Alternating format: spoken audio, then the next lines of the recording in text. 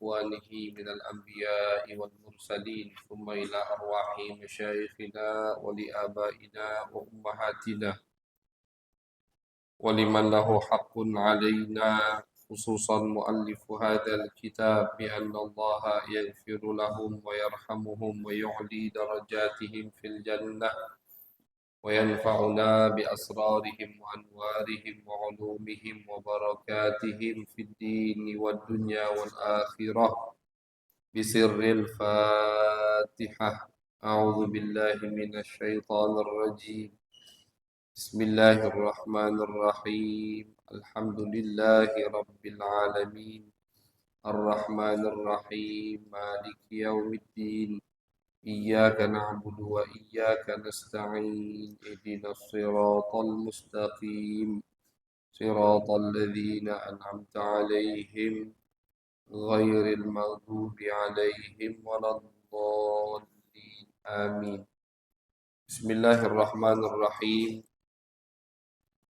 وبسند المتصل إلى المؤلف الإمام المحدث أبويا السيد محمد علوي المالكي الحسني رحمه الله ونفعنا به وبعلومه وبعلوم مشايخنا وبعلوم سائر الصالحين في الدارين آمين إلى أن قال في كتابه محمد الإنسان الكامل كمال طهارة نسبه الشريف صلى الله عليه وسلم. قال ابن عباس قال رسول الله صلى الله عليه وسلم ما ولدني من سفاح أهل الجاهلية شيء ما ولدني إلا نكاح كنكاح الإسلام. وعنه قال قال رسول الله صلى الله عليه وسلم لم يلتقي أبواي قط على سفاح لم يزل الله ينقلني من الأصلاب الطيبة إلى الأرحام الطاهرة مصفا مهذبا لا تتشعب شعبتان إلا كنت في خيرهما. Alhamdulillah, puji syukur kehadiran Allah Subhanahu wa taala atas segala nikmat yang Allah berikan, nikmat Islam, nikmat iman, nikmat taufik hidayah, nikmat kita bisa duduk bersama di rumah daripada rumahnya Allah Subhanahu wa taala.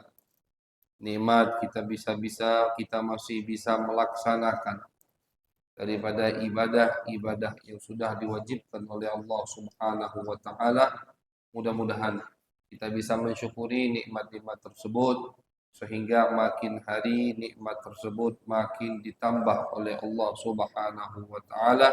Amin amin ya rabbal alamin. Ma'asyiral hadirin, jamaah yang dirahmati oleh Allah. Kita mulai kajian daripada pembacaan kitab Muhammad Al-Insanul Kamil. Nabi besar Muhammad sallallahu alaihi wasallam adalah manusia yang sempurna. Seperti yang kita sampaikan di pertemuan sebelumnya bahwasannya panduan kitab yang akan memandu kita di setiap kajian malam Rabu pekan pertama dan pekan ketiga, yaitu adalah kitab yang berjudul Muhammad Al-Insanul Kamil. Nabi besar Muhammad SAW adalah manusia yang sempurna. Jadi yang akan kita dengarkan di dalam kitab ini yaitu kesempurnaan yang Allah berikan untuk baginda Nabi Muhammad SAW. Jadi majelis atau cawisan malam ini yang sama saja dengan majelis cawisan sejarah baginda Nabi Muhammad SAW. Karena yang akan kita dengarkan dari awal sampai akhir adalah hal-hal yang berkaitan dengan Nabi Muhammad.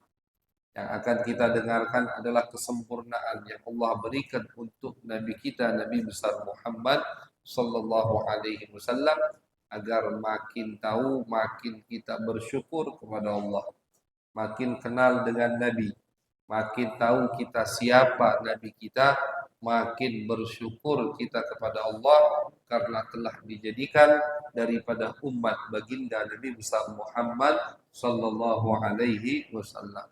Ya, karena kalau kita tidak tahu dengan Nabi, kita akan menganggap ini nikmat yang biasa. Kita tidak tahu siapa Nabi kita, maka kita tidak akan merasa nikmat dijadikan umat Nabi Muhammad adalah nikmat yang luar biasa.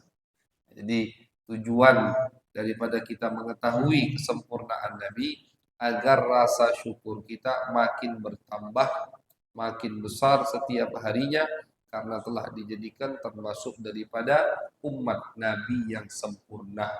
Kesempurnaan yang tiada batasnya Allah berikan untuk baginda Nabi besar Muhammad sallallahu alaihi wasallam. Abu Ya Sayyid Muhammad Al-Maliki Al-Hasani, pengarang kitab ini, di bab pertama tentu yang akan beliau sebutkan kesempurnaan Nabi, kamalu taharati nasabihi syarif. Kesempurnaan yang Allah berikan untuk Nabi Muhammad di dalam nasab beliau.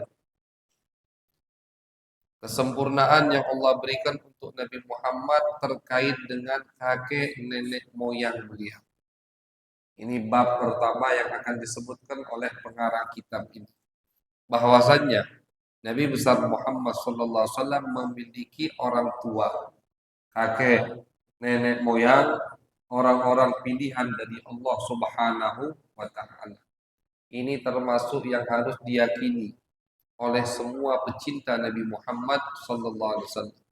Bahwasannya ayah Nabi orang luar biasa, ibu Nabi perempuan yang sangat mulia, perempuan yang sangat suci, yang selalu menjaga harga dirinya. Kakek Nabi Abdul Muttalib, Hashim, Abdi Manaf, terus sampai ke Nabi Adam adalah semua orang-orang pilihan dari Allah Subhanahu wa Ta'ala. Mereka tidak ada yang nikah di luar pernikahan, tidak ada yang berhubung di luar pernikahan. Bahkan di dalam hadis Nabi besar Muhammad sallallahu alaihi wasallam beliau bersabda, "Ma waladani min sifati ahli jahiliyati syai."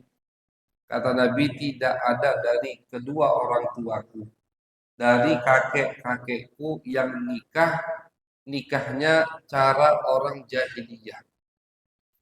Orang jahiliyah itu zaman dulu, Bang, nikahnya itu sembarangan. Nikahnya sembarangan. Kalau menurut pernikahan Islam pada saat ini, maka pernikahan mereka itu yang selain orang-orang pilihan tentunya tidak ada yang sah. Ada yang nikah itu model nikahnya hanya melemparkan bajunya ke perempuan yang dia inginkan. Modelnya begitu, ijab kabulnya. Jadi ini perempuan nih, naksir sama perempuan ini. Walinya atau orang tuanya udah setuju. Ijab kabulnya itu si laki ini calon suami lepas bajunya atau serbannya dilempar ke perempuan tadi. Ya sudah, ini milik aku. Kayak barang jadi. Kayak barang. Ini apa namanya? Contoh atau gambaran bagaimana pernikahan di zaman jahiliyah. Kadang ada satu perempuan, ini bukan nikah malahan.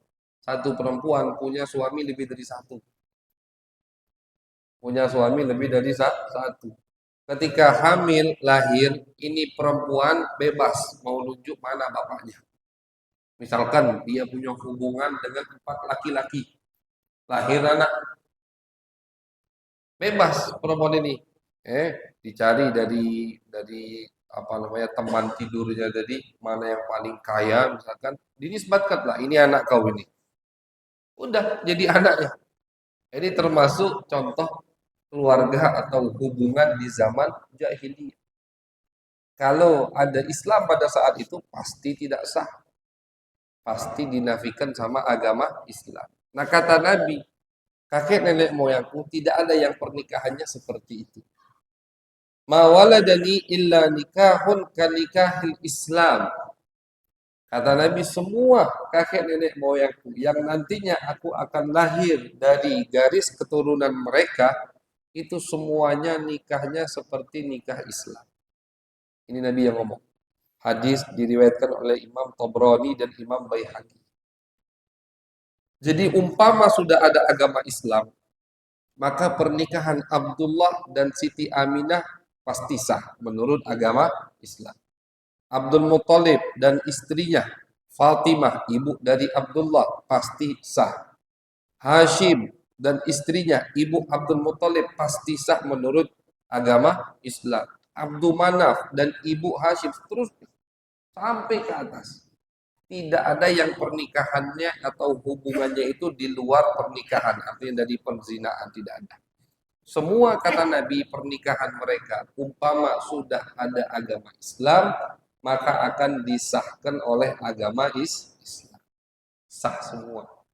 Ada ijab kabulnya, ada maharnya, ada melamarnya, ada walinya, ada saksinya. Semua komplit seperti pernikahan Islam. Ini termasuk kelebihan yang Allah berikan untuk Nabi besar Muhammad sallallahu alaihi wasallam. Suci nasab Nabi, bersih garis keturunan kakek nenek moyang Nabi besar Muhammad sallallahu alaihi wasallam. Bahkan tidak sampai di situ. Sayyiduna Abdullah bin Abbas radhiyallahu taala anhuma. Beliau adalah imamul mufassirin. Abdullah bin Abbas ini pemimpinnya ulama tafsir.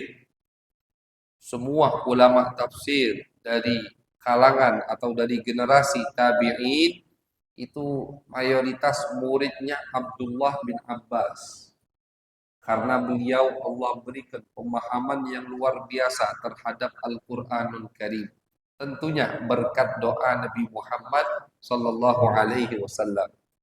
Nabi pernah doakan Abdullah bin Abbas karena Abdullah bin Abbas pinter cari-cari waktu atau cari cara untuk mendapatkan hati Nabi Muhammad SAW.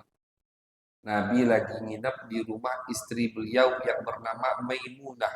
Maimunah ini istri Nabi, bibinya Abdullah bin Abbas. Di waktu Nabi nginap lagi jatah istri Nabi yang bernama Maimunah, bibinya Abdullah bin Abbas. Abdullah bin Abbas juga nginap di rumah tersebut. Ketika malam hari Nabi mau wudhu untuk tahajud, sama Abdullah bin Abbas sudah disiapkan air wudhu Nabi besar Muhammad SAW. Ini umurnya Abdullah bin Abbas belum 12 tahun. Ya, masih muda, masih kecil, belum 12 tahun. Akhirnya ketika Nabi melihat Abdullah bin Abbas menyiapkan air wudhunya, ini anak cerdas, ini anak cekatan. Didoakan sama Nabi Muhammad SAW. Allahumma faqihhu fid din wa 'allimhu ta'wil. Allahumma faqihhu fid din. Ya Allah, berikan dia pemahaman di dalam agama, wa 'allimhu ta'wil, dan ajarkan dia ya Allah ta'wil tafsir Al-Qur'an. Ya, kalau doa sudah dari Nabi pasti diijabah sama Allah. Belum umur 20 tahun, pemahaman Abdullah bin Abbas terhadap ayat suci Al-Quran itu sudah melampaui sahabat yang lebih tua. Belum umurnya 20 tahun. Nabi wafat umurnya 12 tahun.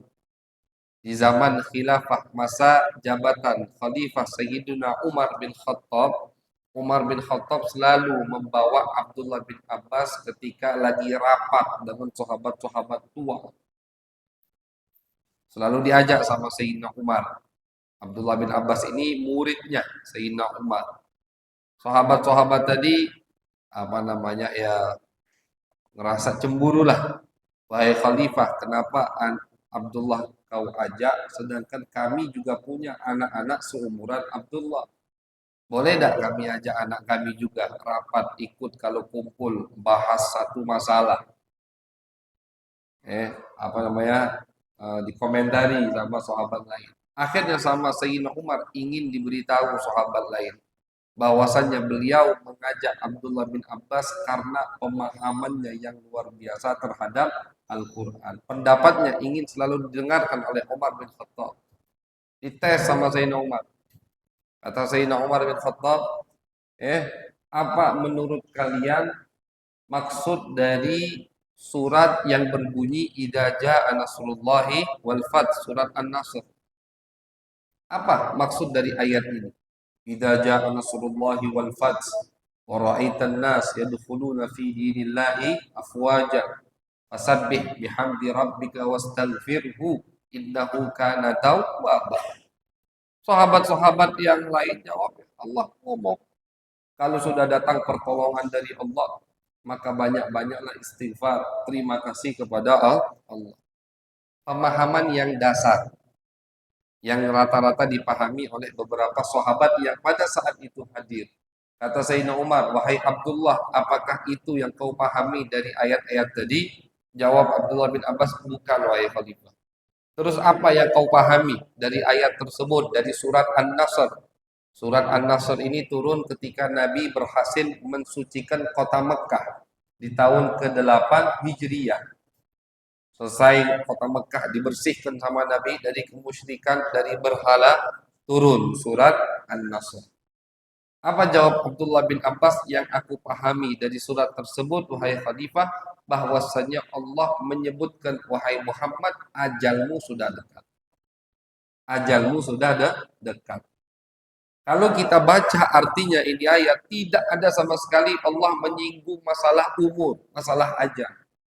Tapi itu yang dipahami oleh Abdullah bin Abbas. Bagaimana maksudnya wahai Abdullah, kata Sayyidina Umar, kok bisa kau paham ajal Nabi sudah dekat? Iya wahai Khalifah. Karena ketika Nabi Muhammad diutus sama Allah, diutus untuk orang Jazirah Arab pada saat itu. Tidak mungkin Nabi bawa agama Islam, yang mana agama Islam untuk seluruh umat manusia sampai hari kiamat. Nabi pun harus hidup sampai hari kiamat, kan tidak mungkin. Di dalam Al-Quran Allah sebutkan di ayat lain, tidak ada yang abadi. Maka tugas Nabi hanya mempersatukan umat Islam di Jazirah Arab. Itu tugas hidup Nabi Muhammad SAW. Ketika tugas sudah selesai, yaitu dengan bersatunya Jazirah Arab. Bagaimana Jazirah Arab bisa bersatu ketika Nabi berhasil mensucikan kota Mekah? Semua kabilah pada datang ke Nabi membaiat Islam Nabi besar Muhammad SAW. Kayak Allah sebutkan, wa ra'aitan nasa yadkhuluna fi dinillahi afwaja. Kamu akan lihat banyak orang berbondong-bondong masuk ke dalam agama Islam. Jazirah Arab bersatu. Maka tugas Nabi sudah selesai. Kalau tugas Nabi selesai, ya sudah, balik sama ke yang utus. Ya, utusan itu kan untuk apa? Untuk menyampaikan pesan dari yang utus. Yang utus Allah. Nabi Muhammad utusannya. Yang ingin disampaikan ajaran Islam. Kalau utusan sudah menyampaikan apa yang harus disampaikan, tugasnya selesai, ya dia kembali kepada yang mengutusnya, yaitu Allah Subhanahu wa ta'ala. Jadi kata Abdullah bin Abbas, yang aku pahami dari surat tersebut, Allah memberitahukan ke Nabi, ajalmu sudah dekat. Karena tugasmu sudah mau selesai. Banyak-banyaklah istighfar, banyak-banyak bertasbih kepada Allah. Kata Sayyidina Umar, itulah yang aku pahami dari ayat tersebut.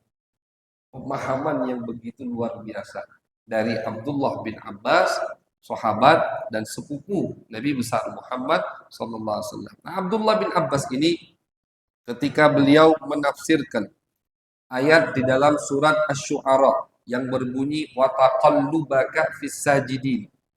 Di dalam surat Asy-Syu'ara, di akhir surat Asy-Syu'ara ada ayat yang berbunyi wa taqallubaka fis sajidin.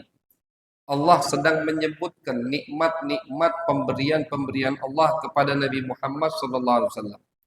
Salah satunya, kata Allah di dalam Al-Quran di ayat tadi, termasuk nikmat pemberianku untukmu wahai Muhammad, taqallubaka, berpindahnya kamu dari satu sulbi ke sulbi berikutnya, ke sulbi berikutnya, yaitu semua yang membawa cahayamu, yang akan menjadi kakek nenek moyangmu, sulbi yang membawamu, itu adalah as-sajidin, orang-orang yang bersujud kepada Allah. Kata Abdullah bin Abbas, maksud ayat ini semua kakek nenek moyang Nabi adalah orang-orang yang beriman kepada Allah Subhanahu wa ta'ala. Nah, itu yang dipahami oleh Abdullah bin Abbas. Jadi bukan hanya pernikahan mereka bersih, sah menurut agama Islam, tapi bahkan akidah mereka, keyakinan mereka adalah keyakinan yang beriman kepada Allah. Masih mengikuti murninya ajaran Nabi Ibrahim dan Ismail alaihi wassalam. Kalau kita baca biografi daripada kakek nenek moyang Nabi, kita akan dapatkan itu. Bukti mereka orang-orang yang menjaga harga dirinya. Contoh Abdullah. Abdullah ayah Nabi itu memiliki muka yang tampan luar biasa. Ditambah ketampanan dari Abdullah, Abdullah mau membawa cahaya Nabi besar Muhammad sallallahu alaihi wasallam. Diriwayatkan oleh Al-Imam Ahmad bin Zaini Dahlan dalam kitab sejarah beliau. Dan Imam Halabi, Imam Asyami, banyak cerita ini diriwayatkan. Bahwasanya Abdullah ayah Nabi itu ketika masih bujang, banyak dari perempuan yang naksir sama Abu. Naksir sampai dibutakan oleh cinta Abdullah. Perempuan Mekah itu naksir semua dengan Abdullah ayah kandung Nabi. Bahkan ada satu perempuan kaya raya, cantik, itu sampai menawarkan dirinya ke Abdullah. Bukan dengan gratis lagi, dia yang bayar Abdullah. Ingin diajak tidur satu malam. Cukup kau tidur sama aku satu malam, wahai Abdullah, aku bayar kau apa yang kau inginkan, aku berikan. Tapi ditolak sama Abdullah, ayah kandung Nabi Muhammad SAW. Yang menunjukkan beliau menjaga harga diri, tidak boleh. Hubungan tanpa pernikahan, kata Abdullah, tidak boleh. Ditolak sama Abdullah.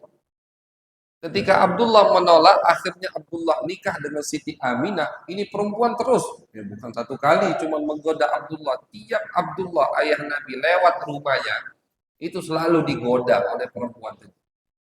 Ditolak terus sama Abdullah, ayah kandung Nabi. Nikahlah Abdullah dengan Siti Aminah. Diriwayatkan oleh Al-Imam Ahmad Zaini Dahlan, di malam pernikahan Abdullah dengan Siti Aminah, itu banyak dari perempuan kota Mekah yang naksir sama Abdullah bunuh diri. Patah hati sampai bunuh diri. Ini disebutkan sama ulama. Saking menawannya Abdullah ayah kandung Nabi. Cuman anehnya, setelah nikah dengan Siti Aminah, perempuan tadi yang kaya raya yang menawarkan dirinya ke Abdullah itu tidak tertarik lagi dengan Abdullah. Abdullah lewat depan rumahnya, biasa dia. Heran Sayyidina Abdullah, ditanya, ya fulana, wahai fulana, dulu kau itu, kemarin kau masih naksir berat ke aku. Apakah gara-gara aku sudah menikah dan naksir lagi? Tidak, kata perempuan tadi. Kemarin wahai Abdullah, aku itu tertarik denganmu karena aku melihat di mukamu itu ada cahaya yang luar biasa. Itu yang membuat aku tertarik denganmu. Sekarang cahaya itu hilang. Ternyata cahaya itu sudah pindah ke rahim Siti Aminah. Cahaya tersebut adalah baginda Nabi besar Muhammad sallallahu alaihi wasallam. Jadi cahaya itulah yang menjadi orang tertarik, perempuan tertarik dengan Abdullah. Cahaya itulah yang menjadikan Abdul Muttalib, kakek Nabi, orang yang berwibawa, pemimpin Quraisy pada masanya. Abroha pun takut. Abroha ketika melihat Abdul Muttalib, kakek Nabi, itu tidak mau duduk di atas singgasananya. Tidak sanggup diri duduk di atas singgasana, Abdul Muttalib duduk di bawah. Ini Abroha, raja yang zalim, yang ingin menghancurkan Ka'bah. Ketika melihat muka Abdul Muttalib, karena tampak pada muka beliau cahaya yang luar biasa dari cahaya baginda Nabi besar Muhammad sallallahu alaihi wasallam. Ketika Abroha ingin menghancurkan Ka'bah, belum sampai kota Mekah, Abroha merampas semua onta-onta, kambing, sapi yang ada di tengah jalan. Dirampas semua sama Abroha. Ternyata di antara yang dia rampas ada 200 onta milik Abdul Muttalib, kakek Nabi. Ngelapor budak atau hamba sahaya yang menjaga onta tadi ke Abdul Muttalib. Wahai tuanku, ontamu 200 dirampas, disita sama Abroha.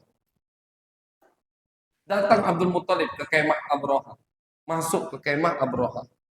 Abroha ketika melihat Abdul Muthalib, kakek Nabi, tadi tidak sanggup duduk di singgasananya. Akhirnya dua-duanya duduk di bawah. Dua-duanya duduk di bawah. Singgasananya kosong. Ada apa wahai Abdul Muthalib, wahai pemimpin Mekah? Ada apa kamu datang menghadapku? Kata Abdul Muthalib, aku datang ingin kamu mengembalikan 200 ontaku yang kamu sita, yang kamu rampas. Abroha agak ketawa sedikit. Aku kira kau ini datang untuk nego, untuk memohon agar aku tidak menghancurkan rumah Tuhanmu, yaitu Ka'bah. Ternyata yang kau bahas masalah onta, bukan masalah Ka'bah. Apa jawab Abdul Muthalib? Nah, ini bukti jawaban orang yang beriman kepada Allah. Kata Abdul Muthalib, innama ana ayyuhal malik, innama ana rabbul ibil, walihadzal bait rabbun yahmihi. Wahai raja, kata Abdul Muthalib, aku ini hanya pemilik onta. Aku, statusku cuman pemilik onta. Nah, jadi ketika ontaku kamu sita, ya aku berhak untuk mengambilnya lagi, untuk meminta hakku. Adapun rumah yang kamu tadi ucapkan, Ka'bah, lahu laha rabbun yahmi, ada Tuhannya yang akan menjaganya. Itu bukan urusan aku. Itu urusan Allah Subhanahu wa taala. Nah, dari sini ulama mengatakan bukti bahwasannya Abdul Muthalib, kakek Nabi, orang yang beriman kepada Allah Subhanahu wa taala. Jadi dia ngomong ke Abroha, kalau untuk urusan aku, kalau itu punya aku. Kalau rumah ini bukan punya aku. Ka'bah bukan punya aku. Ada Tuhannya sendiri yang akan menjaganya, yaitu Allah Subhanahu wa taala. Yakin dengan Allah. Makanya ketika Abroha mau masuk ke Mekah, ingin menghancurkan Ka'bah, Abdul Muthalib perintahkan semua orang Mekah untuk keluar dari Mekah. Jangan sampai kita ada di Mekah, nanti azab turun kita kena. Untuk keluar semua, naik ke atas gunung semua, ke atas bukit. Mantau apa yang akan diturunkan oleh Allah untuk mereka yang ingin menghancurkan Ka'bah. Betul? Belum masuk apa namanya ke pelataran Ka'bah, sudah Allah kirimkan tayran ababi, burung dari neraka yang membawa batu dari api neraka jahanam. Itu mereka saksikan, kelihatan betul burung dari laut, dari arah laut keluar, setiap satu burung bawa 3 batu. Dan setiap satu burung itu khusus untuk satu orang. Tidak salah mapnya itu pas, tepat. Satu burung satu orang. Dan ini semua disaksikan oleh mereka. Kekuasaan Allah Subhanahu wa taala. Jadi ini termasuk bukti. Padahal banyak dalil-dalil, bukti-bukti, cerita-cerita yang menunjukkan dan insya Allah membuat kita semua, insya Allah semua yang hadir yakin bahwasanya ayah kandung Nabi, ibu kandung Nabi, kakek nenek moyang Nabi, orang-orang yang beriman kepada Allah.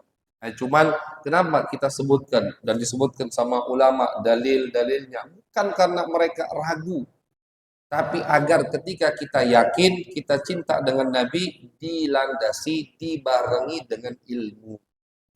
Kalau kita cuma yakin, oh kita yakin, ayah Nabi, kakek Nabi, orang-orang mulia. Cuman yakin, tidak tahu dalilnya, tidak ada buktinya, tidak dilandasi dengan ilmu, keyakinan tersebut gampang dirobohkan, tidak kokoh. Tapi ketika kita yakin Nabi memiliki orang tua yang mulia, kakek nenek moyang yang beriman kepada Allah, dilandasi keyakinan kita dibarengi dengan ilmu, dengan dalil, dengan bukti, maka keyakinan kita akan kokoh, akan kuat ketika dihadapi dengan pemikiran-pemikiran yang sesat. Sekarang soalnya Pak, pemikiran-pemikiran, pemahaman-pemahaman yang sesat itu masuk kemana-mana. Kadang di khutbah Jumat keluar, kadang berani di khutbah Jumat mengatakan ayah Nabi misalkan masuk neraka, ibu Nabi masuk neraka. Padahal banyak dari ulama sepakat, ulama ahlu sunnah wal jamaah meyakini ayah Nabi, ibu Nabi selamat masuk surganya Allah Subhanahu wa taala. Ini umpama kita katakan ayah Nabi, ibu Nabi, kakek, nenek moyang Nabi semuanya tidak ada yang beriman kepada Allah. Umpama tetap mereka akan masuk surganya Allah. Umpama ini kita katakan ayah Nabi tidak iman sama Allah. Ibu Nabi tidak beriman kepada Allah. Abdul Muthalib tidak iman sama Allah sampai tetap mereka masuk surganya Allah. Loh kok bisa Ustaz? Kok ada iman sama Allah masuk surganya Allah? Kenapa alasannya? Karena mereka adalah ashabul fatrah. Apa itu ashabul fatrah? Ashabul fatrah adalah orang yang hidup di satu masa yang mana di masa tersebut tidak ada utusan dari Allah kepada mereka. Itu semua. Yang meninggal sebelum Nabi diutus, mereka semua dikatakan ashabul fatrah. Masuk surga semua.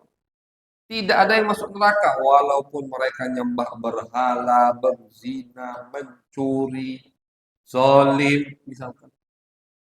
Apapun yang mereka lakukan, nyembah berhala, tidak kenal sama Allah, selagi mereka hidup dan meninggal di masa yang tidak ada utusan dari Allah di masa tersebut, maka mereka dinamakan ashabul fatrah. Dan ashabul fatrah masuk surganya Allah. Dalilnya di Al-Quran. Allah Subhanahu wa taala berfirman di surat Al-Isra, "Wa ma kunna mu'adzibina hatta nab'atsa rasula." Kata Allah, kami tidak akan mengazab satu kaum sampai kami kirim kepadanya utusan dari kami. Ini termasuk sifat adilnya Allah. Kata Allah, bagaimana aku bisa mengazab satu kaum belum ada utusan dariku kepada mereka?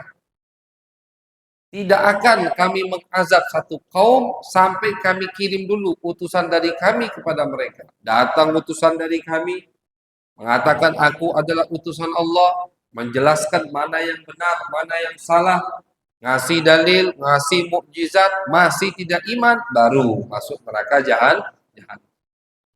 Tapi ketika mereka hidup di masa, di fase yang tidak ada nabinya, semua selamat, semua, bukan hanya keluarga nabi, tidak semua. Tidak ada nabi yang diutus kepada mereka, terlebih Jazirah Arab. Oh, Nabi Isa kan 500 tahun sebelum Nabi diutus. Nabi Isa hanya diutus ke Bani Israel. Nabi Isa hanya diutus ke Bani Israel. Yang diutus ke seluruh umat manusia. Mau itu Arab atau Ajam, kulit hitam atau putih. Siapa? Nabi besar Muhammad SAW. Cuma Nabi yang Allah utus kafatan linnas, untuk seluruh umat manusia. Selain Nabi Muhammad, contoh Nabi Isa hanya ke Bani Israel. Orang yang hidup di Jazirah Arab itu tidak kena kewajiban, tidak mukallaf untuk iman kepada Nabi Isa. Karena tugas Nabi Isa cuma ke Bani Israel. Makanya orang yang hidup di zaman Nabi Isa, misalkan sebelum Nabi Isa diangkat sama Allah, orang yang hidup di zaman Nabi Isa, tapi bukan dari kelompok Bani Israel, meninggal dalam keadaan kafir, masuk surganya Allah. Selain Bani Israel. Kenapa? Karena tidak ada Nabi yang Allah utus kepada mereka. Orang yang hidup di Jazirah Arab dari zaman Nabi Ismail sampai ke Nabi Muhammad, tidak ada Nabi kecuali Nabi Muhammad SAW. Nabi Ibrahim punya anak Ismail. Ismail itu kan yang pertama memakmurkan Makkah. Yang menyebabkan kota Mekah itu makmur Nabi Ismail. Karena dengan tangisan beliau sumur Zam-Zam dikeluarkan sama Allah. Jadilah desa, jadilah kota akhirnya. Nah dari zaman Nabi Ismail wafat meninggal. Anak beliau bukan Nabi. Sampai kapan? Sampai nanti di zaman Nabi Muhammad. Hampir berapa itu? Hampir 30 atau 25 bapak istilahnya. Dari Nabi Muhammad ke Ismail. Jauh. Tidak ada Nabi yang Allah utus kepada mereka. Walaupun mereka misalkan ada yang hidup sezaman dengan Nabi Isa, mereka tidak ada kewajiban untuk iman kepada Nabi Isa. Nah, mereka ini orang yang hidup di masa tersebut, walaupun meninggal dalam kesesatan, tetap akan selamat kelak di akhirat, masuk surganya Allah Subhanahu wa taala. Masuk surganya Allah. Dalilnya tadi di ayat itu, di surat Al-Isra. Allah mengatakan, kami tidak akan mengazab satu kaum sampai kami utus, kami kirim kepada mereka utusan kami. Jangankan mereka yang meninggal, yang hidup sebelum masa Nabi Muhammad, ulama akidah Ahlus Sunnah wal Jamaah sepakat, umpama sekarang, ini umpama nih sekarang, zaman kita ini 2026, ada orang yang tinggal di tengah hutan dari zaman dulu misalkan, terisolasi sudah, tidak pernah dia keluar dari hutan tersebut, dari pulau itu misalkan Mbak, kita kan tidak tahu luas dunia ini. Misalkan ada orang satu desa misalkan di satu pulau terisolasi, artinya dia tidak tahu, dia kira dunia ini cuma pulau mereka. Mereka tidak tahu ada orang lain di seberang atau di pulau lain, di benua lain. Mereka kira cuma mereka, dan tidak pernah ada orang dari luar yang masuk ke mereka, mengenalkan mereka agama Islam. Maka mereka meninggal dalam kesesatan, tetap mereka dinamakan ashabul fatrah. Walaupun di tahun 2026. Itu dia tinggal di pulau, tidak tahu sama sekali tentang dunia ini. Jangankan Islam, mereka kira dunia ini cuma mereka, misalkan. Manusia cuma mereka. Orang hutan misalkan, pakaiannya masih tidak tahu, wallahu alam sudah misalkan. Kelakuan mereka, tingkah laku mereka di luar Islam semua. Meninggal mereka tetap selamat masuk surganya Allah. Dalilnya tadi sama. Tidak akan kami azab satu kaum sampai kami utus atau sampai kepada mereka ajaran utusan kami. Karena tidak ada orang yang masuk ke mereka, yang mendatangi mereka, membawa akidah, mengenalkan mereka agama Islam, mengenalkan mereka Nabi Muhammad, maka mereka meninggal dalam keadaan selamat masuk surganya Allah. Ini keyakinan Ahlus Sunnah wal Jamaah.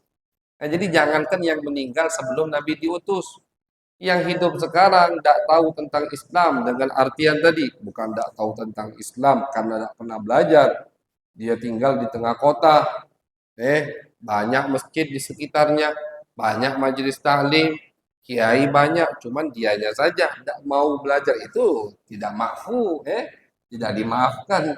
Yang dimaksud di sini orang-orang yang betul tidak tahu dengan Islam, tidak tahu, meninggal selamat, tidak akan diazab sama Allah Subhanahu wa taala. Apalagi orang-orang yang hidup dan wafat sebelum diutusnya baginda Nabi besar Muhammad sallallahu alaihi wasallam. Ini kalau kita katakan ayah Nabi, ibu Nabi, kakek nenek moyang Nabi, orang-orang yang tidak beriman kepada Allah. Apalagi kalau kita punya dalil, kita punya bukti disebutkan oleh para ulama bahwasannya mereka semua orang-orang yang masih berpegang teguh dengan syariat Nabi Ismail, syariat Nabi Ibrahim alaihi wassalam. Abdul Muthalib yakin ada Allah, yakin Allah akan melindungi Ka'bah. Ini kan dalil bahwasanya mereka bukan orang-orang biasa, orang yang beriman kepada Allah. Bahkan Abdul Muthalib ini, Pak, itu kalau kita baca di kitab sejarah, bukan hanya iman kepada Allah, tapi Abdul Muthalib juga percaya berkah dari Nabi Muhammad sallallahu alaihi wasallam. Abdul Muthalib ini umurnya ketika wafat 140 tahun. Tua beliau, panjang umur, meninggal umurnya 140 tahun. Sedangkan Abdullah, ayah kandung Nabi, ketika wafat umurnya ada riwayat yang mengatakan 18 tahun, ada riwayat yang mengatakan 25 tahun. Khilaf ulama. Masih muda. Makanya tidak sempat ketemu dengan Nabi Muhammad. Nabi belum lahir, Abdullah meninggal sudah ayah kandung Nabi. Abdul Muthalib masih hidup. Nah, beliau banyak menyaksikan keberkahan dari Nabi Muhammad, dari Nabi mau lahir, dari Nabi lah. Bayangkan, Siti Aminah itu ketika ngandung Nabi tidak pernah yang namanya ngidam, itu ganti. Enteng, ngelahirkan Nabi bersih. Pas melahirkan Nabi, Siti Aminah bersih, tidak ada lendir-lendir, tidak ada darah, bersih. Ketika Nabi keluar langsung sujud bayi ini. Rumah atau kamar bersalin Siti Aminah bercahaya. Bagaimana mereka tidak yakin dengan bayi ini? Abdul Muthalib melihat semua ini. Beliau alami semua ini. Makanya ketika diriwayatkan sama ulama, ketika Mekah mengalami musim paceklik, kemarau panjang, Nabi baru lahir. Abdul Muthalib mengumpulkan semua orang Mekah meminta hujan kepada Allah, dan termasuk cara dia agar hujan diturunkan oleh Allah, beliau bawa bayi Nabi besar Muhammad SAW. Dibawa Nabi. Setelah Nabi dibawa di depan Ka'bah, Nabi Muhammad diarahkan, diangkat oleh Abdul Muthalib. Muka beliau diarahkan ke langit. Abu Talib, paman Nabi, Abu Talib, paman Nabi ya, itu menyaksikan kejadian tersebut. Beliaulah yang menceritakannya kepada kita. Ketika bayi Nabi diangkat ke atas, kata Abu Talib, belum Abdul Muthalib menurunkan bayi Nabi, langsung mendung. Langsung mendung. Akhirnya turun hujan. Selesai kemarau. Berkat tawassul Abdul Muthalib kepada baginda Nabi besar Muhammad sallallahu alaihi wasallam. Beliau ingatkan Nabi, beliau ceritakan kejadian tersebut dengan syairnya ketika memuji Nabi Muhammad. Ada syair cukup panjang, pujian Abu Talib, paman Nabi, untuk Nabi Muhammad. Salah satu daripada syair tersebut, kata Abu Talib, engkau ya Rasulullah, wa abyadu yustasqal ghamamu biwajhihi.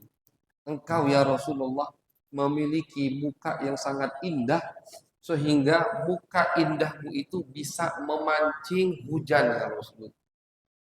Bisa mancing hujan ya Muhammad. Muka indahmu itu bisa mendatangkan hujan. Ini pujian syair dari Abu Talib untuk Nabi. Nabi masih di Mekah pada saat itu. Abu Talib di syair tadi menceritakan waktu Nabi masih bayi, dibawa oleh Abdul Muthalib, diangkat ke langit, minta hujan sama Allah dengan bayi Nabi Muhammad Sallallahu Alaihi Wasallam. Ketika Nabi dilantik oleh Allah, hijrah ke kota Madinah, Abu Talib sudah meninggal. Nabi nanya sama orang Mekah, sahabat yang dari Mekah, siapa dari kalian yang ingat pujian Abu Talib pamanku untukku? Maka ini pujian syair hadis jadinya. Kenapa jadi hadis? Karena Nabi nyebutkan. Kata Nabi, siapa yang ingat pujian syair Abu Talib pamanku untukku? Yang jawab anaknya Abu Talib, Sayyiduna Ali bin Abi Thalib. Kata Sayyidina Ali, aku ya Rasulullah ingat ya syair bapaknya. Aku ingat ya Rasulullah pujian bapakku untukmu. Bacakan wahai Ali. Dibacakan sama Sayyidina Ali. Awal bait syairnya itu tadi bunyinya. Engkau ya Muhammad memiliki muka yang indah, yang bersinar, sehingga muka indahmu bisa memancing hujan. Kapan ini kejadian? Ketika Nabi masih bayi. Jadi Abdul Muthalib, kakek Nabi, itu yakin dengan keberkahan Nabi Muhammad Shallallahu Alaihi Wasallam. Jadi kalau ini pembahasan atau ceritanya mau disebutkan semua, mungkin kajian kita berminggu-minggu hanya berkaitan dengan tawassul atau keyakinan dari kakek nenek moyang Nabi atas keberkahan baginda Nabi besar Muhammad Sallallahu Alaihi Wasallam. Nah, jadi jangankan iman kepada Allah, Abdul Muthalib bahkan yakin dengan cucunya baginda Nabi besar Muhammad Sallallahu Alaihi Wasallam. Jadi dah usah kita dengarkan. Kalau ada orang yang ingin ngerasuki pemahaman kita, ketika mengatakan ayah Nabi di neraka, ibu Nabi, ini pembahasan seharusnya kita malu kalau dibahas di tempat kita, di masjid kita, di mimbar kita. Apa kurang bahasan yang lain? Kadang bahkan di khutbah Jumat. Macam tak kati pembahasan lain yang dibahas tentang ayah ibu Nabi di neraka. Na'udzubillah. Ini istilah atau ini kata-kata harusnya tidak sanggup kita ucapkan. Ulama seharusnya tidak mau mengkajinya, tidak mau membahasnya, tapi karena ada kelompok sesat yang mengkoar-koarkan pemahaman tersebut, akhirnya mau tidak mau, ulama ahlu sunnah wal jamaah menjadikan hal tersebut pembahasan. Ada yang ngarang kitab, ada yang mengumpulkan dalil. Semestinya, seharusnya tidak perlu dibahas. Tadi dalilnya sudah banyak kita sebutkan. Ditambah itu dalil dasarnya. Artinya yang tidak bisa dipungkiri dari ayat Quran, Ashabul Fatrah, ditambah lagi dengan dalil hadis-hadis dari Nabi Muhammad Sallallahu Alaihi Wasallam. Ayah Nabi di neraka, oh hadisnya ada, hadis yang dijadikan tendensi oleh mereka. Ketika mengatakan ayah Nabi di neraka, itu pun sanadnya bermasalah. Jadi alhamdulillah Pak, jangan takut, kita punya ulama sudah ngoreksi semuanya. Sudah diselesaikan semuanya. Tinggal kita meyakini hasilnya, yaitu bahwasannya ayah kandung Nabi, ibu kandung Nabi selamat masuk surganya Allah. Bahkan di dalam salah satu hadis Nabi pernah bersabda, Allah memberikan aku nikmat sehingga ayah dan ibuku dihidupkan kembali oleh Allah. Ada hadisnya itu. Disebutkan sama ulama. Salah satunya Al-Imam Nasiruddin Ad-Dimashqi. Beliau menyebutkan hadis tersebut dengan riwayatnya. Bahwasanya kata Nabi, Allah menghidupkan ayahku, menghidupkan ibuku. Bukan untuk hidup lagi lama tidak. Hanya untuk apa? Kata Nabi, hanya untuk mengucapkan 2 kalimat syahadat di hadapanku. Ketika selesai mengucapkan 2 kalimat syahadat, Allah wafatkan lagi mereka. Ini ada hadisnya. Ada riwayatnya. Diriwayatkan oleh para ulama, dan ini tidak mustahil kalau untuk Allah Subhanahu wa ta'ala. Jadi harus kita yakini dalam keyakinan ahlu sunnah wal jamaah terkait dengan nasab Nabi Muhammad, harus kita yakini mereka semua orang mulia. Allah jadikan kakek nenek moyang Nabi pilihan. Makanya kata ulama, biasanya itu kan anak dapat kemuliaan dari bapak. Kan begitu kalau sekarang semuanya gitu. Anaknya jadi orang mulia, anaknya jadi orang hebat. Oh, bapaknya orang mulia, bapaknya orang hebat. Kan begitu biasanya, turun menurun. Kalau untuk Nabi tidak, kebalikan. Bukan Nabi dapat kemuliaan dari kakek nenek moyang beliau, tapi kakek nenek moyang beliau dapat kemuliaan berkat Nabi Muhammad sallallahu alaihi wasallam. Karena Allah tahu, ini nih garis keturunan Muhammad dari putra Adam itu sudah dipilih sama Allah. Dari putra Adam, dari sulbi ke sulbi, sulbi ke sulbi, itu sudah dipilih semua sama Allah.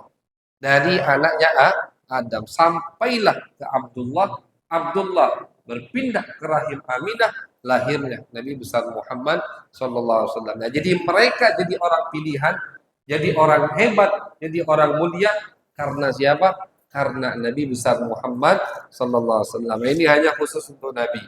Biasanya anak, cucu dapat kemuliaan dari bapak, dapat kemuliaan dari kakek. Untuk Nabi kebalik. Kakek, bapak, nenek moyangnya dapat kemuliaan dari baginda Nabi besar Muhammad sallallahu alaihi wasallam. Ini tidak ada kecuali pada baginda Nabi besar Muhammad sallallahu alaihi wasallam. Jadi di bab pertama dari kitab Muhammad Al-Ihsanul Kamil, termasuk daripada kesempurnaan yang Allah berikan untuk baginda Nabi Muhammad sallallahu alaihi wasallam, bahwasanya Allah jaga nasab Nabi besar Muhammad sallallahu alaihi wasallam. Nabi tidak dilahirkan dari sembarangan orang. Nabi tidak dilahirkan kecuali dari pernikahan yang sah menurut agama Islam. Walau pada saat itu belum ada agama Islam. Tapi umpama ada agama Islam, maka pernikahan mereka semua sah menurut syariat Islam. Ini kesempurnaan pertama yang disebutkan oleh beliau di dalam kitab ini, dari kesempurnaan yang dimiliki oleh baginda Nabi besar Muhammad sallallahu alaihi wasallam. Insyaallah kesempurnaan-kesempurnaan yang lain akan kita dengarkan di kajian-kajian berikutnya. Sehingga insyaallah dengan kita mendengar kesempurnaan yang dimiliki oleh Nabi Muhammad sallallahu alaihi wasallam, kita makin bangga karena telah dijadikan oleh Allah termasuk dari umat Nabi. Makin bangga, makin bersyukur, makin beramal, makin mendekatkan diri kepada Allah, makin banyak sholawat kepada baginda Nabi besar Muhammad sallallahu alaihi wasallam. Karena ketika kita bangga dengan Nabi, pasti Nabi jadi idola kita. Pasti kita ngefan. Oh, apa anak muda, terus anak muda zaman sekarang kan banyak ngefannya, idolanya tuh bukan Nabi Muhammad SAW. Nah, kalau kita ngefannya ke Nabi, idola kita Nabi Muhammad, maka akan kita habiskan semua yang kita miliki untuk Nabi Muhammad. Seperti para sahabat. Mudah-mudahan Allah berikan cinta kepada Nabi pada diri kita, cinta yang seperti sahabat, cinta yang luar biasa. Fi khairin wa lutfin wa afiyatin. Amin ya rabbal alamin. Allahumma aghnina bil ilm wa zayyinna bil hilm wa akrimna bit taqwa wa jammilna bil afiyah. اللهم اجعل جمعنا هذا جمعا مرحوما وتفرقنا من بعده تفرقا معصوما ولا تجعل فينا ولا معنا ولا إلينا شقيا ولا محروما. ربنا تقبل منا إنك أنت السميع العليم وتب علينا إنك أنت التواب الرحيم. صلى الله على سيدنا محمد وعلى آله وصحبه وبارك وسلم والحمد لله رب العالمين. والسلام عليكم ورحمة الله وبركاته.